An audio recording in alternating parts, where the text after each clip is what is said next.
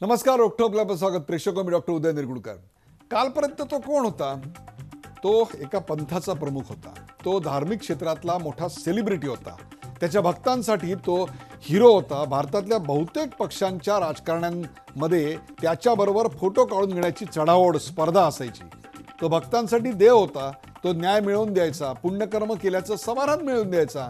तो त्यांना स्वप्न दाखवायचा, ती पूर्ण करण्याचा मार्ग दाखवण्याचं आश्वासन द्यायचा. राजकारण्यांसाठी तो एक मतपेटी असायचा. पण आज तोच बाबा राम रहीम आहे. बलात्काराचा आरोप शाबित झालेला एक गुन्हेगार कैदी, 20 वर्षाची शिक्षा ठोठावण्यात आलेला एक कैदी. बाबा राम रहीमचा गुरु ते गुन्हेगार असा प्रवास काय दर्शवतो? कायद्यासमोर सगळे समान आहेत, कायद्याच्या वर कुणीच नाही, हाच संदेश न्यायालयाच्या निर्णयानं आज दिलाय. आजच्या न्यायालयाच्या निर्णयाकडे आपण कसं पाहणार? बाबांच्या निमित्तानं मतपेटीचं राजकारण कोणी केलं? बाबांच्या अटकेमुळे जो उद्रेक झाला ती परिस्थिती कुणामुळे आली? भक्तांमुळे की कमकुवत सरकारमुळे? 36 लोकांचे बळी गेले, 250हून अधिक लोक जास्त जखमी झाले. या सगळ्याला जबाबदार कोण? लष्कराला, निमलष्करी दलाला पाचारण करावं लागलं. हरियाणा पोलीस हतबल ठरले, ते कोणामुळे? बाबा राम रहीमच्या भजनी कोट्यावधी लोक लागले कसे? हजारो लाखो भक्त म्हणणारे लोक हिंसक का बनले? हजारो लोक हातात दगड आणि शस्त्र घेऊन 144 कलम लागू असताना रस्त्यावर उतरले. हे गुप्तचर यंत्रणांचं अपयश नाही का? राजकीय पक्षांना अशा धर्मगुरूच्या आश्रयाची गरज का भासते? हे सगळं उत्तर पश्चिम भारतात मोठ्या प्रमाणावर का घडताना दिसतं? यामागची राजकीय, सामाजिक, आर्थिक कारणं काय आहेत? आणि मग महाराष्ट्रात हे तुलनात्मक दृष्ट्या कमी का दिसतं? त्याची कारणं काय आहेत? सामान्य माणूस अशा बाबा बुवांच्या अधीन का बरं जातोय? ज्या साध्वीनं बाबा राम रहीमच्या अत्याचाराविरोधात लढाई दिली, त्या साध्वीच्या लढ्यापासून आम्हाला काय प्रेरणा मिळणार? एक निनावी पत्र 2002 मध्ये त्यावेळचे पंतप्रधान अटल बिहारी वाजपेयी यांना पाठवलं जातं. 2002ला हायकोर्टाच्या चौकशीचे आदेश निघतात. 2008 मध्ये आरोपांची निश्चिती होते. 376 म्हणजे बलात्कार आणि 506 म्हणजे धमकावणी असे कलम त्याच्यावर लावली जातात. 2011 ते 2017 या दरम्यान काहीच घडत नाही. अगदी जुलै 2017 पर्यंत देखील काहीच घडत नाही. मग अशा काही वेगानं घडामोडी घडतात की या खटल्याची दररोज सुनावणी सुरू होते. यामागे षडयंत्र असल्याचा आरोप होतोय. त्यात तथ्य वाटतंय का? कोर्टानं खट्टर सरकारला चांगलंच फटकारलं. मग हरियाणात राष्ट्रपती राजवट का नको? मन की बात मध्ये पंतप्रधान म्हणतात, कायदा हाती घेण्याचा अधिकार कोणालाही नाही. कायदा हातात घेणाऱ्यांच्या विरोधात कट्टर कारवाई केली जाईल. ही कारवाई नेमकी कोणाच्या विरोधात आणि कधी होणार? हरियाणाचे मुख्यमंत्री म्हणून खट्टर सपशेल अयशस्वी ठरले, अपयशी ठरले. कोर्टाच्या फटकारानंतरही भाजप त्यांना काढणार की नाही, का भाजप त्यांना मान्य करणार? कायदा सुव्यवस्था ढाळण्याची जबाबदारी खट्टर सरकारवर नाही तर मग कोणावर आहे? संघ भाजप विचाराचे कार्यकर्ते प्रशासकीय जबाबदाऱ्या पार पाडताना अयशस्वी का ठरतायत? गजेंद्र चौहान, पहलाज निहलानी आणि आता खट्टर, या उदाहरणावरून काय सिद्ध होतंय? या निमित्तानं एकदा देशातल्या सगळ्या बाबाबुवांची सखोल झाडाझडती व्हायला नको का? चला, यासारख्या असंख्य प्रश्नांचा वेध घेऊयात आजच्या खास कार्यक्रमात. झूठा सद्दा, झूठा सौदा वोट बँकेचा.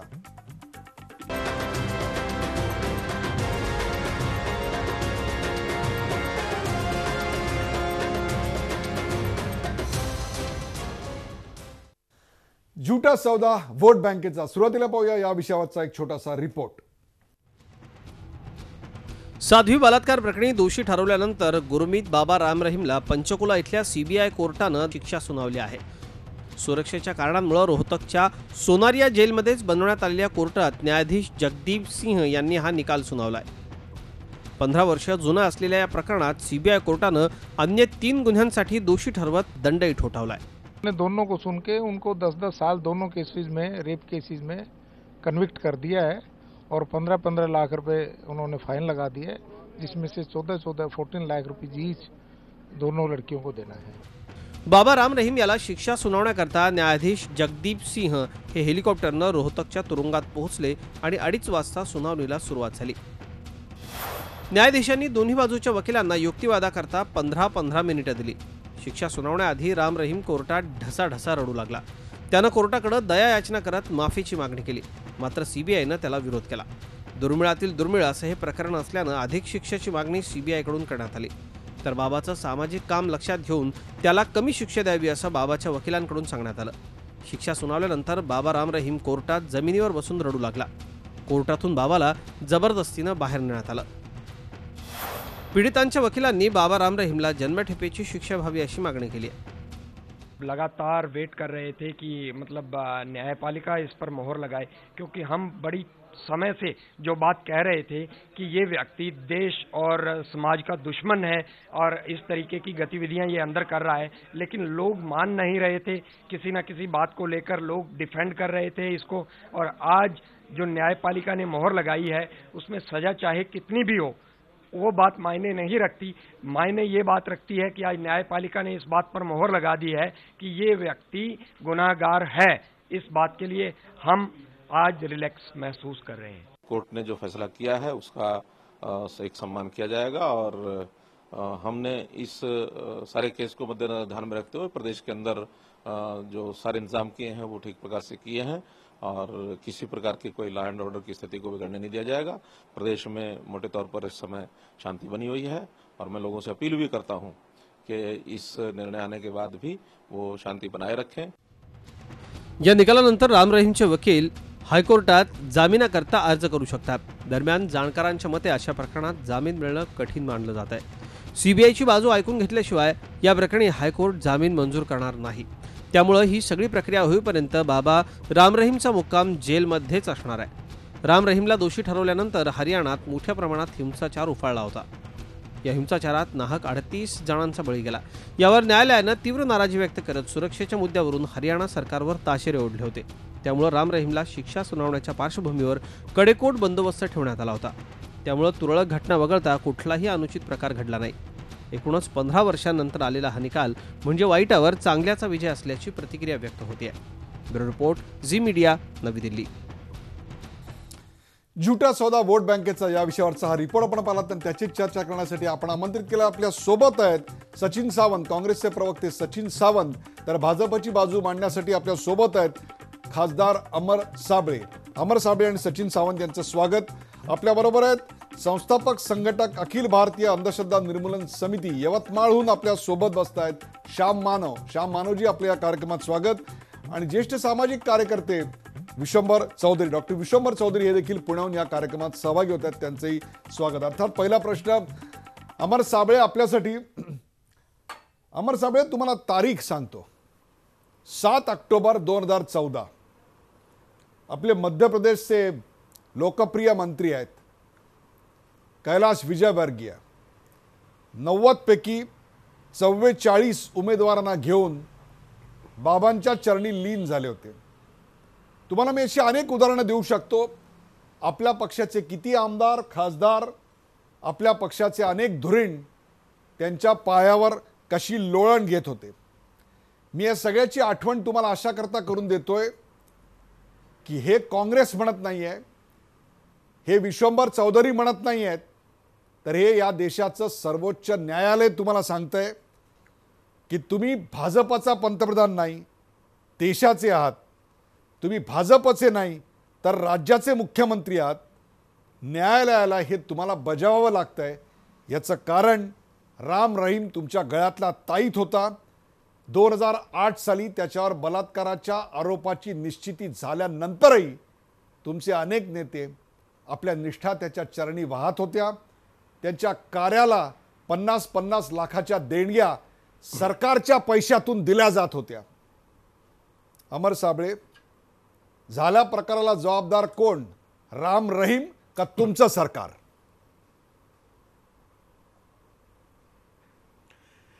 राम रहीमने केलेले दुष्कृत्य हे न्यायालयाच्या पातळीवर सिद्ध झालेलं आहे आणि न्यायालयाने त्याला योग्य ती शिक्षा सुनावलेली आहे. त्यामुळे जे केलेलं पाप आहे ते राम रहीमचं आहे आणि त्याला जबाबदार फक्त राम रहीमच आहे. त्याला अन्य जबाबदार धरण्याचं काही कारण नाही. विजयवर्गीय असतील किंवा अन्य आमदार त्यांच्या सोबत गेले असतील, तो त्यांच्या वैयक्तिक श्रद्धेचा आणि धार्मिकतेचा विषय असू शकतो, परंतु भारतीय जनता पार्टीचं हे धोरण नाहीये. हे कृपया आपण सर्वांनी लक्षात घ्यावं. भारतीय जनता पक्षाचं धोरण नाही. भारतीय जनता पक्ष कुठल्याही बाबा बापू यांच्या कच्छेपी लागत नाही. एकूणच धर्म या बाबतीत आपण फारच मोकळे असता. धर्माबद्दल तुम्ही काही करत नाही. धर्माला कधीही तुम्ही आपलं म्हणतेल नाही. सचिन सावंत, करमणूक चित्रपटातलं हे वाक्य नव्हतं तर हे अमर साबळे या एका जबाबदार खासदाराचं वाक्य होतं. आपण वस्तुस्थिती काय सांगाल? नाही, अमर साबळेंचं विधानाचं आश्चर्य वाटून घेण्यासारखं कारण नाही. कारण आता नैतिकता सगळी गुंडाळून त्यांनी डोक्यावरती बांधून ठेवलेली आहे. त्यामुळे आज राजाला सांगायची वेळ आलेली आहे की बाबा राजा, तुम्ही आता नग्न आहात. परंतु कोणी सांगत नाही, हा भाग आहे. विषय असा एक लक्षात घेतला पाहिजे की या सरकारनं ज्या तऱ्हेनं कायदा सुव्यवस्थेचा संपूर्णपणे प्रश्न देशासमोर आणून ठेवलेला आहे, ज्या तऱ्हेनं हरियाणाच्या संपूर्ण त्या रस्त्यांवरती हिंसेचा नंगा नाच त्या ठिकाणी पाहिला आणि अशा असक्षम आणि पूर्णपणे अपयशी सरकारला वाचवण्याचा प्रयत्न ज्या वेळेला पंतप्रधानांकडनं आणि भाजपच्या केंद्रीय नेत्यांकडनं होतो, त्यावेळेला दुर्दैवी परिस्थिती या देशामध्ये आलेली असं निश्चित दिसून येतं. याचं कारण असं की एकंदरच या सरकारनं सातत्यानं, म्हणजे आता स्वतः पंतप्रधान मोदी असतील, त्यांनी यांची भलामण केलेली आपण पाहिलेली आहे. निवडणुकांमध्ये कशा तऱ्हेनं त्या डेरा सच्चा सौदाचा उपयोग करून घेतला, बाबाचा उपयोग करून घेतला. त्याच्याबरोबर जॉईंट प्रेस कॉन्फरन्स पाहिल्या आपण. VK सिंग कशा तऱ्हेनं प्रेस कॉन्फरन्स करत होते, बाजूला तुमचे श्याम जाजू वगैरे सगळे मंडळी तुम्ही त्या फोटोमध्ये तुम्ही पाहू शकता. मनोज तिवारी कसं पाहू शकता. दिल्लीमध्ये त्याचा फायदा करून घेतला, पंजाबच्या निवडणुकांमध्ये त्यांचा फायदा करून घेतला. परंतु सगळ्यात मोठा गंभीर आरोप जो आज आपण आजच्या पेपरला मी पाहिला, वाचला आणि मला धक्क झालं. याचं कारण असं की त्या बाबाच्या मुलीनं त्या ठिकाणी असं म्हटलंय की 28 ठिकाणी विधानसभा उमेदवारांना निवडून आणण्याची जबाबदारी यांनी सोपवली होती अमित शहा आणि त्या जैन यांनी बाबावरती, आणि त्याच्या बदल्यामध्ये त्या ठिकाणी त्याला सोडून द्यावं अशा तऱ्हेचं डील त्या झालं होतं. म्हणजे ह्याच्यापेक्षा धक्कादायक काय असू शकतं? आणि त्याच्याही पलीकडे जर न्यायालय स्वतः म्हणत असेल की तुम्ही त्या ठिकाणी भाजपाचा पंतप्रधान नाही आहात, भाजपाचे मुख्यमंत्री नाही आहात, ॲडव्होकेट जनरल भाजपाचा नाही, तर याच्यासारखे स्पष्ट अशा तऱ्हेची त्या ठिकाणी न्यायालयाने जी कान उघडणी केली आहे त्याची नैतिक जबाबदारी देखील स्वीकारायला हे सरकार नाही. त्यामुळे नैतिकतेचं प्रचंड मोठं अधपतन या कार्यकालामध्ये झालेलं आहे. आणि भारतीय जनता पक्ष हा पार्टी विथ डिफरन्स काय आहे, हा डिफरन्स जो आहे तो आता लोकांना कळून चुकलेला. सचिन सावंत, नैतिकतेविषयी काँग्रेसला बोलताना बघून करमणूक चित्रपटावरचा आणखीन करमणुकीचा दुसरा अंक आम्हाला पाहायला मिळाला. तुम्हाला काही नावं सांगतो. चंद्रास्वामी, धीरेंद्र ब्रह्मचारी, सत्य साईबाबा, अशोक चव्हाण यांनी तर त्यांना मुख्यमंत्र्यांच्या अधिकृत निवासस्थानी बोलावून त्यांची पाद्यपूजा केली होती. धीरेंद्र ब्रह्मचारींचं आपल्या इंदिराजींच्या काळातलं स्थान काय होतं हे मी सांगायची गरज नाही. तुम्हाला आणखीन चंद्रास्वामींची गोष्ट सांगू शकतो. बाबा बापूंचं प्रस्ताव वाढवलं कोणी? भाजपनं का काँग्रेसनं? तुम्ही सुरुवात केली, त्यांनी कळस बांधला. नाही, पहिली गोष्ट एक लक्षात घेतलं पाहिजे, प्रत्येकाची वैयक्तिक आस्था काय असेल. म्हणजे आता राम रहीमचा बोंदुगिरी जेव्हा संपूर्ण आल्यानंतर त्या ठिकाणी तुम्ही त्याच्याबद्दल वेगळं बोलू शकता, परंतु वैयक्तिक आस्था असण्याला बंदी नाही आहे या देशामध्ये. त्यामुळे बाबा कुठले चांगल्या पद्धतीनं काम करत असतील तर त्या दृष्टिकोनातून स्वतःच्या आस्थेनं त्यांच्या पायाशी कोण गेला असेल तर हा त्यांचा वैयक्तिक प्रश्न झाला जाते.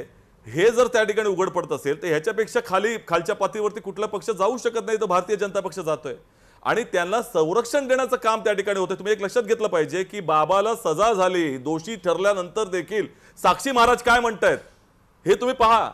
कशा तऱ्हेनं भारतीय जनता पार्टीचं केंद्रीय नेतृत्व काय म्हणते त्यांच्याबद्दल ते पहा. त्यामुळे या सर्व संदर्भामध्ये जर पाहिलं तर त्या ठिकाणी निश्चितपणे यांचं डील त्याच्याबरोबर होतं हे त्याच्यात दिसून येत आहे. विश्वंभर चौधरी, राजकारणी मग ते कुठल्याही पक्षाचे असोत, भाजपचे असोत, काँग्रेसचे असोत किंवा जनता दलाचे असोत, सर्व राजकारण्यांना मतपेटी करता बुवा बापू लागतात आणि त्यांच्या कच्छपी लागण्यात त्यांना धन्यता मानावी लागते. राजकारण्यांचा जनमानसावरचा प्रभाव कमी झाला आहे. एक प्रकारे कायदा सुव्यवस्थेचं राज्य त्यांना राखता येत नाही. गव्हर्नन्स नावाची गोष्ट उरलेली नाही. त्यामुळे पुन्हा निवडून येण्याकरता त्यांना जसे सेलिब्रिटी नटनट्या लागतात तसेच हे बुवा बापू लागतात आणि त्यांना वाचवण्याकरता मग या सगळ्या कृष्णलीला कराव्या लागतात. काय सांगाल?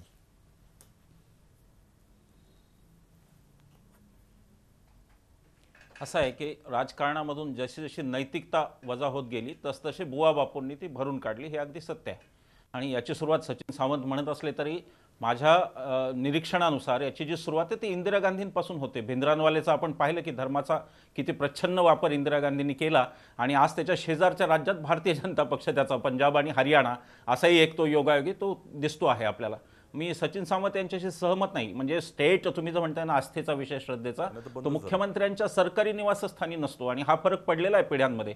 शंकरराव चव्हाण सुद्धा साईंचे भक्त होते पण शंकरराव चव्हाणांनी काही त्यांना वर्षावर कधी बोलवलं नाही. तेव्हा अशोकराव आणि शंकरराव यांचा जो पिढीतला फरक आहे तोच फरक आहे की नैतिकता वजा होत गेली आणि मग करिश्मा असलेले बुवा बाबा यांनी गाठायला सुरुवात केली. काँग्रेसनी याच्यामध्ये काँग्रेस काही झालं तरी सुटू शकत नाही हे कारण सुरुवातच काँग्रेसपासून याची. ही जी काय सगळी गटारगंगा सुरू झाली ही काँग्रेसच्या गांधींना विसरून खरं गांधींनी वेगळा धर्म सांगितला पण काँग्रेसवाल्यांनी गांधींना टांगून ठेवलं आणि काँग्रेसवाल्यांनी आज उपयुक्त कोण आहे ते बघून काँग्रेसवाल्यांनी सुरुवात केली. दिल्लीच्या जामा मशिदीचा मौलवी जेव्हा हिंमत करायला लागला की तो फतवा काढील आणि मुसलमानवर तर तेव्हा ते काँग्रेसचंच पाप आहे याच्यात कुठलीही शंका नाही. आता फरक असा झालेला आहे की आता एक्झॅक्टली सारख्या स्वभावाचे दोन पंतप्रधान भारतामध्ये आपण पाहतो आहोत. एक आपण इंदिरा गांधींना पाहिलं एक्झॅक्टली त्याच स्वरूपाचे पंतप्रधान हे नरेंद्र मोदी आहेत. अत्यंत आत्मकेंद्री आणीबाणी प्रसंगी आणून स्वतःची सत्ता टिकवणे या प्रकारचा जो स्वभाव इंदिरा गांधीचा तोच नरेंद्र मोदींचा आहे. आणि म्हणून नरेंद्र मोदींच्या काळात आता यांनी पुन्हा उचल खाल्लेली आहे. मधल्या काळात डॉक्टर मनमोहन सिंग सारखा एक सुशिक्षित माणूस ज्याला धर्म आणि राजकारण यातल्या मर्यादा कळत होत्या तेव्हा ते काही आलं नाही समोर पण आता ते मोदींच्या स्वरूपात येते. त्याचं कारण मुख्य असं आहे की धर्म आणि राजकारण याच्या सीमा स्वतःच्या स्वार्थासाठी कधीही उल्लंघण्याची मोदींची तयारी आहे. अमर साबळे जे म्हणतात त्याच्याशी मी अजिबात सहमत नाही. अहो त्यांनी ऑफिशियली भारतीय जनता पक्षाला पाठिंबा दिला 2014 मध्ये त्याचं पत्र आहे मोदींनी ट्विट केलंय. तेव्हा आता अमर साबळे आता तो एकटा पडला जेलमध्ये गेला म्हणून आता तुम्ही तुमची सेफ व्हायला पाहता हे योग्य नाही. म्हणजे हे राजकारण्यांच्या धर्माला अनुसरूनच आहे की राजकारणी मतलबापुरते घेतात आणि नंतर सोडून देतात. या धर्माला अनुसरून आहे ते. परंतु तुम्ही त्याचा अशा प्रकारे तुम्ही त्याला झिडकारू शकत नाही कारण ते तुमचं अपत्य आहे. काँग्रेसच्या सुद्धा एका आमदाराचा तो जावई आहे त्याचा मुलगा जो आहे तो काँग्रेसच्या आमदाराचा जस्सी म्हणून कोणी काँग्रेसचे आमदार आहेत सचिन सावंतांनी माहिती घ्यावी तो त्याचा जावई आहे. म्हणजे तो काँग्रेसचा जावई आहे आणि भारतीय जनता पक्षाचा सासरा का काय मला माहित नाही पण तो आहे. मुद्दा असा आहे की धर्मकारणाच्या हातात राजकारणी आता गेलेले आहेत. राजकारण्यांनी इतर सगळ्यांना खाल्लं देशातल्या विचारवंतांना खाल्लं बुद्धिवाद्यांना खाल्लं लेखकांना खाल्लं पण आता त्यांना गिळणारा एक मोठा मासा तयार झालेला आहे. त्या माशाचं नाव धर्मकारण हे आहे आणि हे अराजकाकडे चाललंय. हे भारताचं अफगाणिस्तान तालिबान होण्याकडे हे चाललेलं आहे. मला गंमत वाटली राहुल गांधींचं ट्विट सुद्धा फार लवकर नाही आलं. राहुल गांधी काही बोललेले काय याच्यावर मला माहिती नाही पण तो काँग्रेसला हे आतून मनातून डाचत होतं की याला आपणच मोठा केला. त्याला 5 फूट काँग्रेसनी वाढवला आणि पुढे 15 फूट नरेंद्र मोदींनी वाढवला. म्हणजे पाया रचला काँग्रेसने आणि त्याच्यावर कळस बांधायचं काम भाजपनं केलं. श्याम मानव राजकारण्यांनी धर्मकारणांना जवळ केलं आणि त्यातून गुन्हेगाराची एक मोठा एव्हरेस्ट उभं राहिलं. पण मुद्दा असा आहे की राम रहीम सारख्या फोकनाड अशा एका बुवाच्या मागे लाखो लोक लागतात का? त्यांची वाईट कामं समोर दिसत असताना सुद्धा त्यांच्या मागे जातात का? प्रसंगी 144 लावलेला असताना हातात शस्त्र घेऊन दगडफेक करण्याकरता तयार का होतात? या मागची मानसिकता नेमकी कोणती? श्यामानव यामध्ये 2 मुद्दे आहेत. पहिला मुद्दा असा आहे की राजकारणी लोक या सगळ्या बाबांच्या मागे का उभे राहतात किंवा बाबांचे भक्त का बनतात. वैयक्तिक श्रद्धा हे एक कारण असू शकतं पण वैयक्तिक श्रद्धेपेक्षाही जास्त मोठं कारण असं असतं की या बाबांच्या मागे जे मोठे भक्त आहेत प्रचंड बहुसंख्येनं आहेत हे भक्त बाबांचा शब्द प्रमाण मानतात. बाबांनी जे म्हटलं त्याप्रमाणे मतदान करतात आणि एक गठ्ठा मोठं मतदान त्यांना प्राप्त होतं. म्हणून सगळेच राजकीय पक्ष अलीकडच्या काळामध्ये या बाबांच्या कच्छपी लागलेले आहेत. हे त्याच्यामागचं महत्त्वाचं कारण आहे. या बाबांची जी प्रचंड मोठी शक्ती आहे एकूणच सरकार आणि लॉ अँड ऑर्डरची सिच्युएशन लक्षात घेताना संपूर्ण सरकारी यंत्रणा त्यामध्ये पोलीस खातं सुद्धा सगळ्यात जास्त जर कशाला घाबरत असेल तर धार्मिक गोष्टींना घाबरतं. धार्मिक गोष्टींमध्ये हस्तक्षेप करण्याला घाबरतं आणि हे बाबा धर्माचं प्रतीक मानले गेलेले असल्यामुळं त्यांना हात लावण्याची हिंमत सहजासहजी कोणी करत नाही. गेले 35 वर्ष अखिल भारतीय अंधश्रद्धा निर्मूलन समितीच्या माध्यमातून असल्या हजारो बाबांना आपण एक्सपोज करताना हे अनुभव सातत्यानं घेत आलो आहोत. मुळामध्ये एवढ्या मोठ्या संख्येनं लोक या बाबांचे भक्त का बनतात हे खरं कारण आहे. त्याचं कारण आहे तुमच्या माझ्यावर लहानपणापासून झालेला या भारतीय समाजामधला संस्कार. या संस्कारामधला पहिला मुद्दा असा असतो की कोणताही माणूस स्वतः देव बनवू शकतो. म्हणजे एखादा मोक्ष प्राप्त करण्याच्या प्रक्रियेमध्ये साक्षात्कार त्याला प्राप्त झाला किंवा मधल्या काळामध्ये जर त्याला कोणत्या प्रकारची सिद्धी प्राप्त झाली तर तो वेगवेगळ्या प्रकारचे चमत्कार करू शकतो आणि स्वतः देव सुद्धा बनू शकतो. आणि त्यामुळे जगामध्ये कुठेही या पद्धतीचे गॉडमॅन नसतात, बाबा नसतात की जे स्वतःला देव समजू शकतात, म्हणू शकतात आणि लोक त्यांना स्वीकारतात. ते आपल्या भारतामध्ये घडतं. मग हे बाबा या लोकांच्या मनावर पूर्ण अधिराज्य गाजवतात, कारण या देवाच्या कल्पनेसोबत, म्हणजे देव माणूस बनू शकतो या कल्पनेसोबतच दुसरी कल्पना येते, ती म्हणजे गुरुवर अशी श्रद्धा ठेवायची की जी कधीही ढळणार नाही.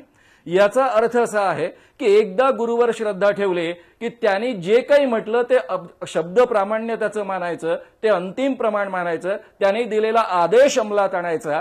आपल्या देशामध्ये आसारामांसारखे असे अनेक बाबा आहेत की या पद्धतीच्या सगळ्या गुरुबद्दलच्या ज्या कल्पना आहेत भारतीय समाजामधल्या त्याचा प्रचंड मोठ्या प्रमाणावर फायदा उठवत आलेले आहेत. नित्यानंदांसारखे स्वामी आहेत. आणि पुढे जाऊन असं म्हणेल का तर राम रहीमच नव्हे तर मी इतके वर्ष काम करतोय, 35 वर्ष, प्रत्येक बाबा 2 गोष्टी मोठ्या प्रमाणावर भक्तांकडनं प्राप्त करत असतो. एक प्रचंड प्रमाणावरचा पैसा आणि दुसरा प्रचंड प्रमाणावरचा सेक्शुअल उपभोग. आणि याकरता संपूर्ण यंत्रणा त्यांनी उभी केलेली असते. याला कोणीही अपवाद नसतं. याचं प्रकरण बाहेर आलं म्हणजे राम रहीमचं, त्याचं कारण ज्या 2 साध्वींनी किंवा 2 मुलींनी प्रचंड मोठी हिंमत दाखवली त्या बाहेर आल्यात आणि त्यांनी पत्र लिहिलं आणि त्या पत्राचं कॉग्निजन्स हायकोर्टाने घेतलं आणि इथपर्यंत हे प्रकरण येऊन पोहोचलं. इव्हन आधीचे जे कोणते बाबा होते त्या बाबांबाबत सुद्धा खूप वर्षांपासून ही माहिती होती, सातत्यानं या पद्धतीचे रिपोर्ट्स होते. आमच्यासारख्या चळवळींनी सांगितलेलं होतं, पत्रकारांनी सांगितलेलं होतं, टीव्हीवर रिपोर्ट्स आले होते तरी त्यांच्या अंगाला धक्का लागलेला नव्हता. पण एखाद्या केसमध्ये कधीतरी कोणीतरी हिंमत दाखवतं, कधी न्यायालय हिंमत दाखवतं, कधी काही कोणीतरी एखादा पोलीस अधिकारी हिंमत दाखवतो आणि या पद्धतीच्या ऍक्शन्स होतात म्हणून त्या ऍक्शन्स झालेल्या आहेत. यांच्या मागे जी प्रचंड जनसंख्या असते त्याचं कारण ही गुरु संबंधीची श्रद्धा नावाची जी प्रक्रिया आपण रुजवलेली असते, त्यांचं शब्द प्रामाण्य 100% मारायचं, शंका घ्यायची नाही, चिकित्सा करायची नाही. हे प्रत्यक्ष स्वयंभू देव आहेत, इथे पृथ्वीवर जिवंत असलेले देव आहेत. आणि त्यांनी जरी कोणासोबत संबंध ठेवले, आपल्या घरच्या स्त्रियांशी संबंध ठेवले तरी त्याबद्दलची हरकत नाही, इथपर्यंत ही मनोवृत्ती आली असते. कारण हे लोक श्याममानव हे एक प्रकारचं श्याममानव म्हणजे आम्ही हे एक प्रकारचं सामाजिक संमोहन मानायचं का की त्या भक्तांना कोर्टाचा निकाल देखील आपल्या विरुद्धचं षडयंत्र वाटतं. ही निरक्षरता आहे का धर्मांधता आहे? एक सामाजिक संमोहन आहे. काय सांगाल श्याममानव? ही निरक्षरता मुळीच नाही, कुठेही मानसिक विकनेस नाही. खऱ्या अर्थानं याला श्रद्धा प्रक्रियेतनं ज्या पद्धतीचं, ज्याला आपण म्हणतो संपूर्ण समर्पण निर्माण होतं, वाटेल त्या परिस्थितीमध्ये गुरुला पूर्ण समर्पण करायचं असतं, तन मन धन अर्पण करायचं असतं, या मानसिकतेतनं हे निर्माण झालेलं आहे. कारण या संपूर्ण प्रक्रियेमध्ये आपली विचार प्रक्रिया चालवायची नाही, कोणत्याही पद्धतीनं तार्किक विचार करायचा नाही. जी माणसं तार्किक विचार करतात त्यांना मोक्ष प्राप्त होत नाही, देवाला ती प्रिय नसतात. या पद्धतीची शिकवण असल्यामुळं आणि गुरु कधीही त्यांच्यावर कृपा करत नाही या पद्धतीची शिकवण असल्यामुळं प्रत्यक्षामध्ये त्यांच्या डोळ्यापुढे जरी काही घडलं तरी ते खरं मानायला तयार नसतात, गुरुचाच शब्द अंतिम मानायला तयार असतात. त्या मुलींनाच हे दोष देत असतील. उलट त्यांच्या मनामध्ये म्हणजे या राम रहीमच्या भक्तांच्या मनामध्ये या पद्धतीची भावना असेल की त्या मुलींवर खरं म्हणजे बाबांनी उपकार केले संबंध ठेवून आणि उलट ह्या मुली उलटल्या आणि त्यांच्यावर खोटे नाटे आरोप करायला लागल्या. या पद्धतीची ही मानसिकता असते. प्रत्यक्ष देव आहे, त्यांनी 10-20 खून केले काय आणि या पद्धतीचे बलात्कार केले काय हा त्याचा अधिकार आहे. या पद्धतीची ही मानसिकता असते. कारण बिलकुल तार्किक विचार करायचा नाही. अशा प्रकारचे 1-2 नव्हे तर लाखो करोडो अनुयायी 25-30 देशात निर्माण करायचे, आपले आश्रम निर्माण करायचे. ही कुठली मानसिकता, ही कुठली व्यवस्था? त्याहीपेक्षा अशी व्यवस्था निर्माण होत असताना तिथले मुख्यमंत्री काय करत होते? 144 कलम लागू असतानाही 1.5 लाख लोक हातात शस्त्र आणि दगड घेऊन जमतात. खट्टर यांना याकरता जबाबदार मानायचं का? लष्कर बोलवावं लागलं, निमलष्कर बोलवावं लागलं. या सगळ्याच्या मागची नेमकी कारण मीमांसा काय? पंजाब हरियाणामधली आत्ताची सामाजिक आर्थिक परिस्थिती काय? ती याला कारणीभूत आहे का? हे उत्तर पश्चिम भारतातच नेमकं का होतं? महाराष्ट्रात इतकं प्रचंड मोठ्या प्रमाणावर आपल्याला का दिसत नाही? आणि जर आज हे राम रहीमच्या बाबतीवर असेल तर मग उद्या सगळ्याच बुवा आणि बापूंची झाडाझडती का होऊ नये? एका ब्रेक नंतर या सगळ्या प्रश्नांची उत्तरं पाहूया. कुठेही जाऊ नका, पाहत राहा झी24 तास. आपण पाहताय झुटा सौदा वोट बँकेत.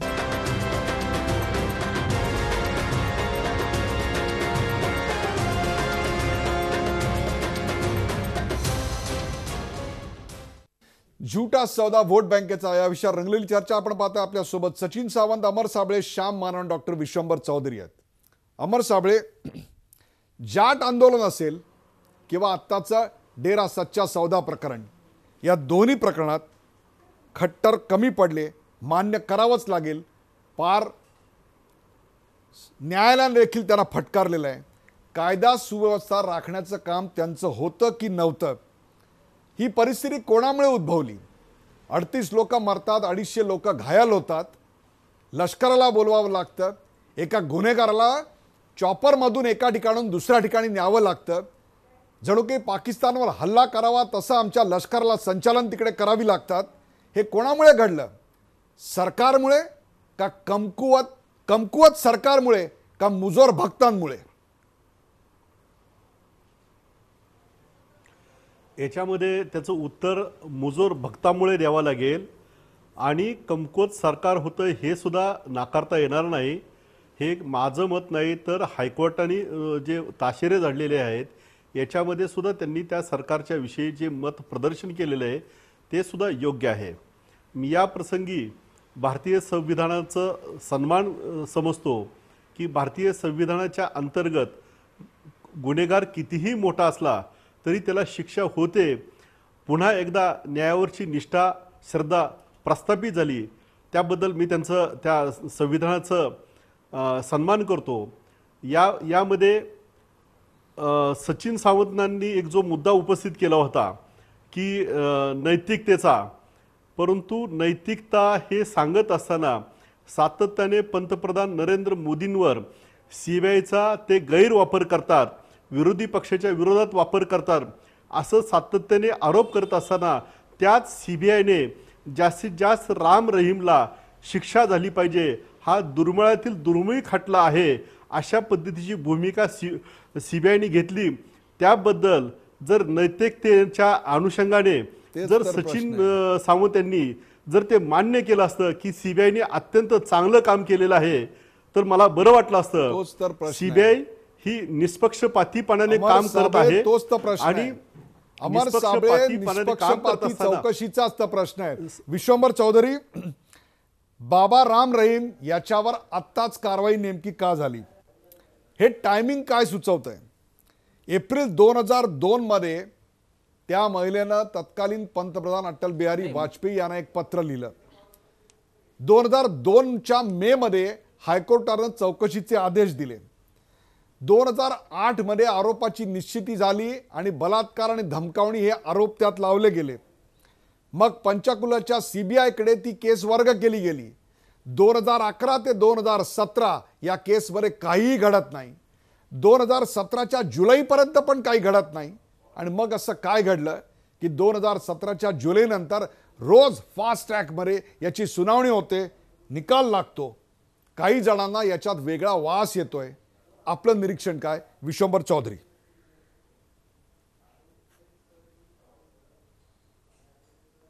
असं आहे की साधी गोष्ट आहे की बाबाला वाचवण्याची मॅक्सिमम कोशिशी झाली. 3 वर्ष मॅक्सिमम प्रयत्न झाले.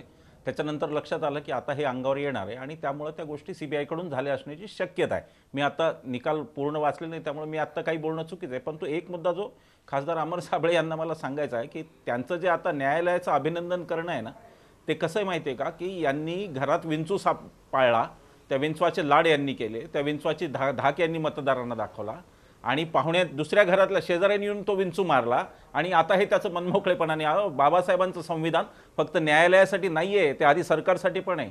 सरकार, संसद आणि न्यायालय तिघांनाही संविधानाप्रमाणे चाललं पाहिजे. तोच खरा मुद्दा आहे उदयजी. मला असं वाटतं की राजकारण्यांचं ट्रेनिंग खरं राज्यघटनेचं होण्याची गरज आहे. कलम 25 ते 30 सेक्युलरिझमबद्दल, स्टेट सेक्युलर म्हणजे काय त्याचं ट्रेनिंगच नाही आहे कोणाच, पंतप्रधानांपासून नाही आहे खाली अगदी कोणा नगरसेवकापर्यंत. हा खरा मूळ मुद्दा आहे. त्यामुळे यांना सेक्युलरिझम कशाशी खातात याच्याशी यांचा संबंधच नाही कोणाचा, हा मुद्दा आहे. आणि त्यामुळं सायंटिफिक टेम्परामेंट, आता मानव सर बोलले, अगदी महत्त्वाचे मुद्दे आहेत ते.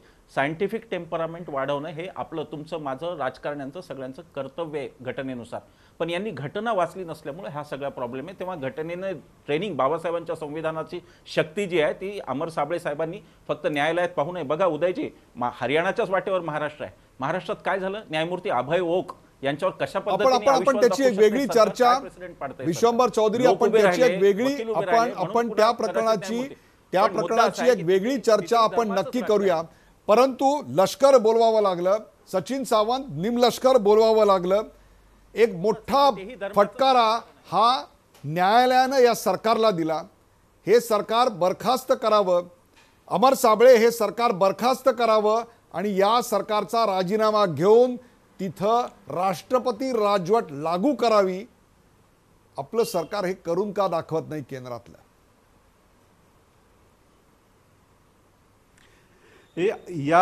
ही दुर्घटना आहे आणि ही दुर्घटना, यामध्ये सरकार कमी पडलं हे जरी सत्य असलं तरी एवढ्या कारणासाठी कायम राजीनामा मागण्याची काँग्रेसची जी मानसिकता आहे, या देशामध्ये कुठेही कुठलीही दुर्घटना घडली, नैसर्गिक असू द्या अनैसर्गिक असू द्या, लगेच त्या सरकारचा राजीनामा मागणं ही काँग्रेसची पद्धती झालेली आहे. अहो, भूकंप, पूर या दुर्घटना असतात. एका गुन्हेगाराला शासनाला शासन देणं आणि त्याकरता लाखो लोकांनी रस्त्यावर येणं, त्याचा इंटेलिजन्सला पत्ता नसणं आणि पोलिसांनी तिथे मूक बघ्याची भूमिका घेणं, त्याआधी तुमच्या सरकारमधल्या अनेकांनी त्यांना देणग्या देणं, त्यांच्या पायावर लोटांगण घालणं, त्याला स्वतःला अर्पण करणं, त्यांच्याकडून मतपेटीसाठी स्वतःला गौरव करून घेणं, ही दुर्घटना आहे का? अहो, ही तर तुमच्या विचारांची तिलांजली आहे. आता तरी त्यांचा राजीनामा घ्या. हे पहा की त्या ठिकाणी जी मुजोरशाही झालेली आहे ती भक्तांची झालेली आहे. भक्तांनी जी मुजोरशाही केलेली आहे ती चुकीची आहे, गैर आहे. अशासाठी प्रतिबंधात्मक कारवाई म्हणून त्या राज्यामध्ये जी प्रतिबंधक कारवाईसाठी जी पोलीस यंत्रणा, लष्करी दल जे वापरण्यात आलेले आहे, त्यावेळेस त्या सरकारने प्रतिबंधात्मक कारवाई करण्याचा प्रयत्न केलेला आहे. परंतु तो प्रयत्न तोकडा पडलेला आहे, हे सत्य आहे, नाकारता येणार नाही. काही केलं आणि त्यामुळे कारवाई केली नाही. त्यांचा राजीनामा घेणं आणि सरकार केला नाही. हे पहा की त्या ठिकाणचे तुम्ही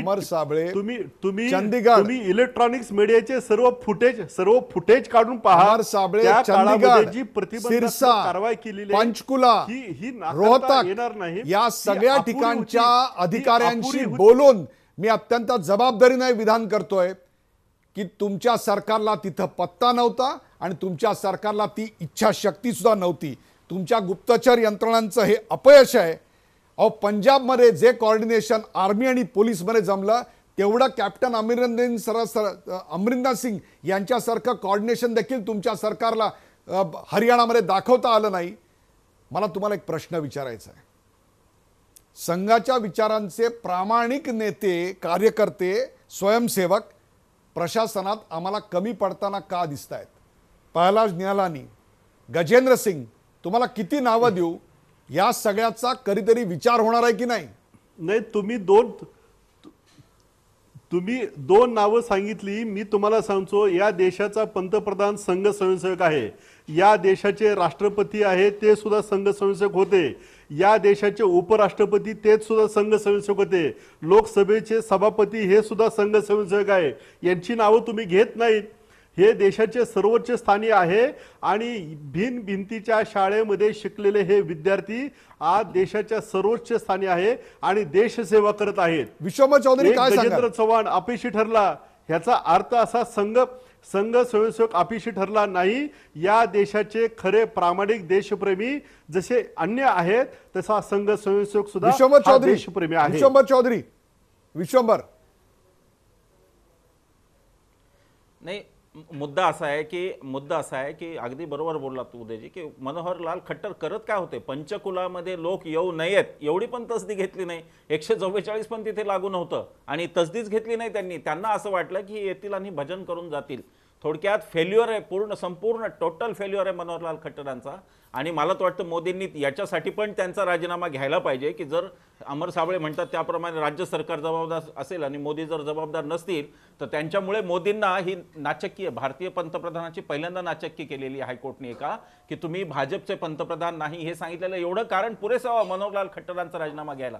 आता संघ स्वयंसेवक फेल का होतात त्याचं एक मला जे कारण दिसतं, मी तर काही बाहेरचा माणूस आहे पण मला असं कारण दिसतं की त्यांना मुळात भारत नीट समजून दिला जात नाही.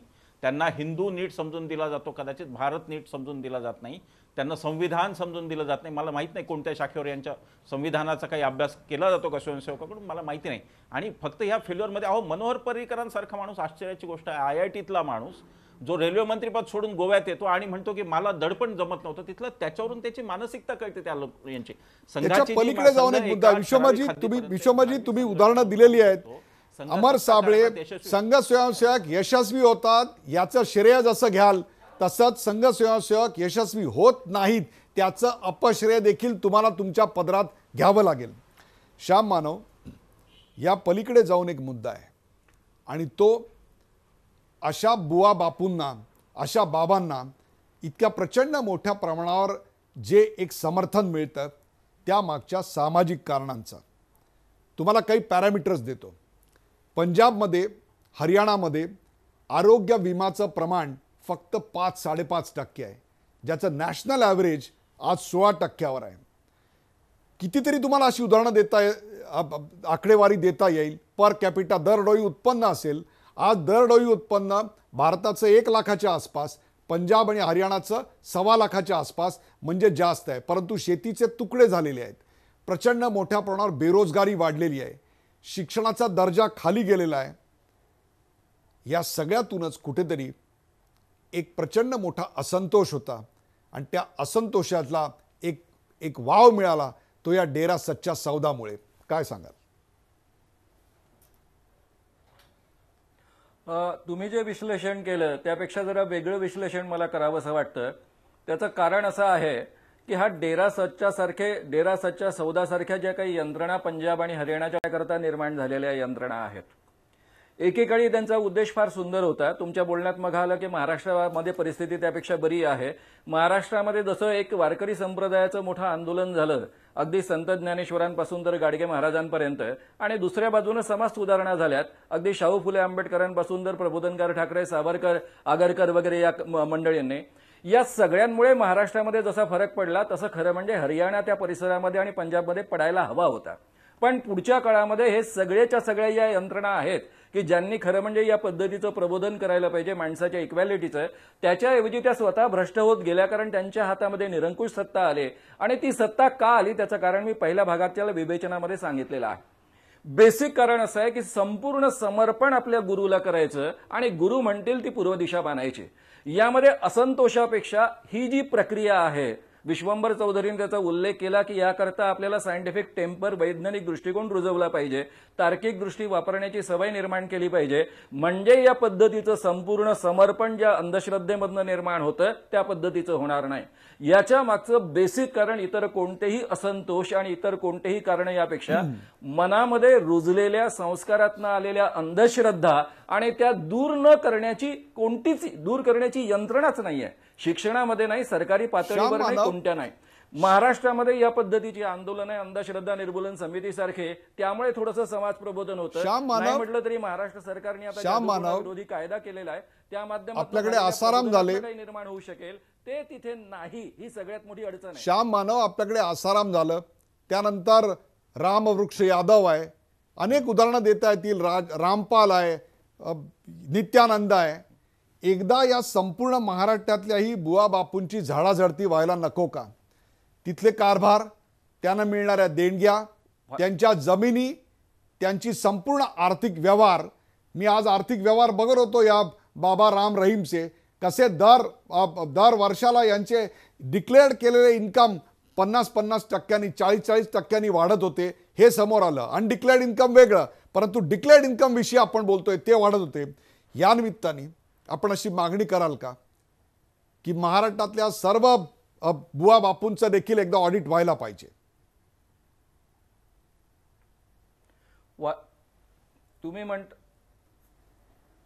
तुम्ही म्हणतात ते अगदी बरोबर आहे, या पद्धतीनं व्हायलाच हवं आहे. आणि महाराष्ट्रामध्ये जादूटोणा विरोधी कायदा झालेला आहे, त्यामध्ये चमत्कारांपासून बाबांवरचे एकूण चार कायदे झालेले आहेत. म्हणजे ज्याला आपण अनुसूची म्हणतो त्यामधले 4 मुद्दे जे आहेत ते बाबांशी संबंधित असे मुद्दे आहेत. हे स्त्री पुरुष संबंधाबाबत सुद्धा आहे. त्यामध्ये कन्सेंट असो नसो, एखादा बाबा स्वतःमध्ये दैवी शक्तीचा ऑरा निर्माण करत असेल आणि लैंगिक संबंध ठेवत असेल तर तो आपल्या महाराष्ट्रातल्या 2013च्या कायद्यानुसार गुन्हा आहे, जरी त्या मुलीची कन्सेंट असली, स्त्रीची असली तरी. हे कायदे ऑलरेडी झालेले आहे महाराष्ट्रामध्ये. याची राबवणूक करण्याच्या प्रक्रियेमध्ये या सगळ्या बाबा बुवांची झडाझडती झालीच पाहिजे. त्याकरता खरं म्हणजे महाराष्ट्र सरकारनं जादूटोणा विरोधी कायदा प्रचार प्रसार समिती, अंमलबजावणी समिती निर्माण केलेली आहे. त्याचा मी सहअध्यक्षपणा आहे. त्याचे सामाजिक न्याय मंत्री हे अध्यक्ष असतात. या कमिटीने जर या पद्धतीचं करायचं ठरवलं आणि मुख्यमंत्री आणि संपूर्ण सरकारचं सहकार्य मिळालं तर या सगळ्या लोकांची उत्तम झाडाझडती केली पाहिजे. कारण यांचे प्रचंड गैरव्यवहार असतात. अमर साबळे, आपण देखील अशी मागणी कराल का?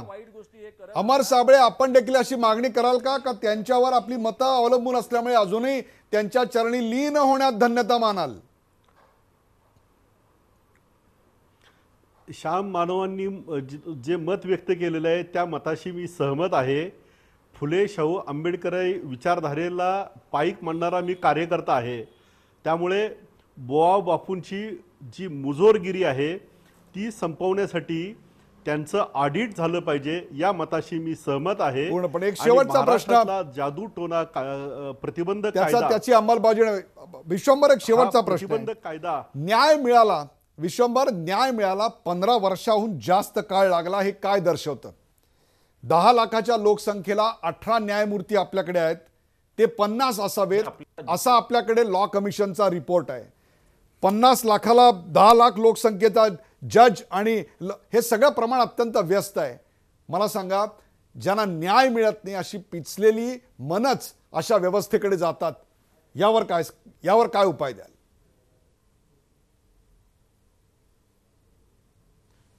नाही, अगदी हा मुद्दा बरोबर आहे. आणि judicial standard and accountability bill नावाचा आता अमर साबळे साहेब राज्यसभेत आहेत, तर त्यांनी ते बिल लावून धरलं पाहिजे. ज्युडिशियल स्टँडर्ड्स अँड अकाउंटेबिलिटी बिलमध्ये या सगळ्या तरतुदी आहेत आणि न्याय व्यवस्था किती फास्ट होईल, किती वेगाने होईल त्याची पण गरज आहे. पण मूळ मुद्दा पुन्हा आपल्या ज्या सगळ्या चर्चेचा जो गीतेचा 18वा अध्याय असतो सारांश तसा हा आहे की धर्म आणि राजकारण याची फारकत होणार की नाही, हा खरा मूळ प्रश्न आपल्यासमोरचा आहे. राजकारण्यांनी हे लक्षातच ठेवलं पाहिजे की धर्म ही आग आहे, तिची फक्त ऊब पाहिजे तर थोडीफार मिळू द्या, पण ती जर शेकायला लागली तर नंतर मात्र सगळं अंग शेकून काढते. तशा पद्धतीने चाललंय. मला हे स्पष्ट दिसतंय की ज्या प्रकारे योगी झाले, राजकारण्यांनी अलर्टवर येण्याची गरज आहे की त्यांची पदं आता योगींना बाबांना जाणार आहेत आणि त्यांना एक इन्सेक्युरिटी निर्माण होऊन कदाचित त्यांनाही कोणातरी मानसिक आधारासाठी पुन्हा एखाद्या बाबा बुवाकडे जावं लागेल, इथपर्यंत वाईट परिस्थिती म्हणजे आहे. पुढच्या वेळी धर्म आणि विश्वंभर चौधरी पुढच्या वेळी पिंपरी चिंचवड मधून राज्यसभेसाठी एखादा बुवा किंवा बाबू जातील आणि आमच्या अमर साहेबांना काही संधी मिळणार नाही असं तुम्हाला सुचवायचंय का?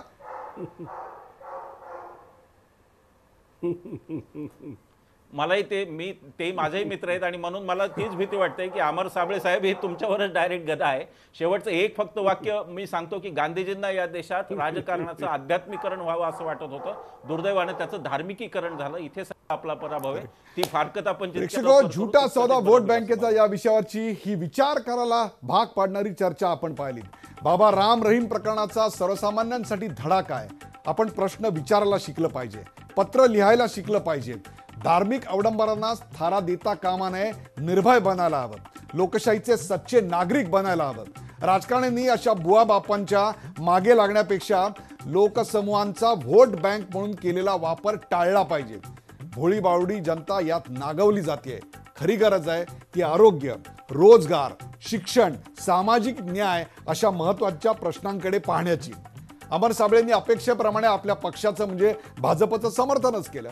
बाबा राम रहीमनं पापकर्म केलं, त्याची शिक्षा त्याला मिळाली, अशा बाबांना पाठिंबा देण्याचं भारतीय जनता पक्षाचं धोरण नाही. कोणी बाबा रहीम यांच्या भजनी कच्छपी लागला असेल, घरी गेला असेल तर तो त्यांच्या वैयक्तिक श्रद्धेचा प्रश्न आहे असं सांगून त्यांनी स्वतःच्या पक्षाची सुटका करून घ्यायचा प्रयत्न केला. तर दुसरीकडं काँग्रेसच्या सचिन सावंत यांनी भाजपवर जोरदार हल्ला चढवला. भाजपचं नैतिक अधपतन झालेलं आहे असं सांगताना धीरेंद्र ब्रह्मचारी पासून ते अगदी अलीकडच्या काळातल्या चंद्रस्वामी पर्यंत याच्यावर मात्र त्यांना उत्तर देता आलं नाही. काँग्रेसला यावर बोलण्याचा अधिकार नाही हे लोक काँग्रेसच्या काळातच फोफावले असा टोला विश्वंभर चौधरी यांनी लगावला. वैज्ञानिक मानसिकता वाढवणं हे सगळ्यांचंच घटनात्मक कर्तव्य आहे, पण भाजपच्या नेत्यांनी घटना वाचली नाही त्यामुळे असे प्रकार होतात असा देखील एक चिमटा विश्वंभर चौधरी यांनी काढला. तर दुसरीकडे खट्टर यांची पाठराखण करण्याचा प्रयत्न अमर साबळेंनी चर्चेदरम्यान सातत्यानं सुरू ठेवला, पण तो तोकडा पडला. बाबा कशी भोंदुगिरी करतात, लोकांच्या मनावर ते कसे अधिराज्य गाजवतात, यामागची सामाजिक, मानसिक, आर्थिक कारणं उदाहरणं देत श्याम मानव यांनी आज स्पष्ट केली.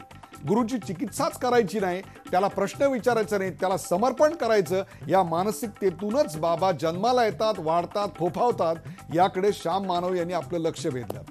याला उत्तर वैज्ञानिक वातावरण निर्माण करणं आहे.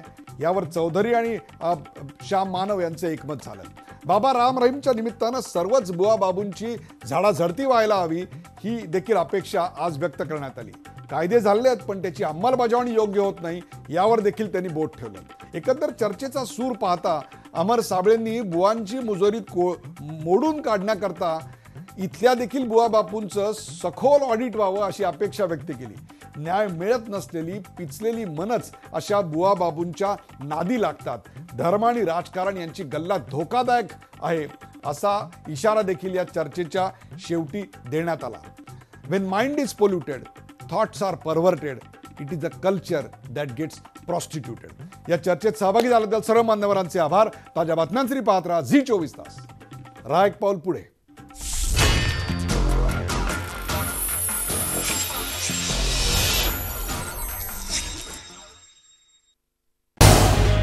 झी 24 तास रहा एक पाऊल पुढे.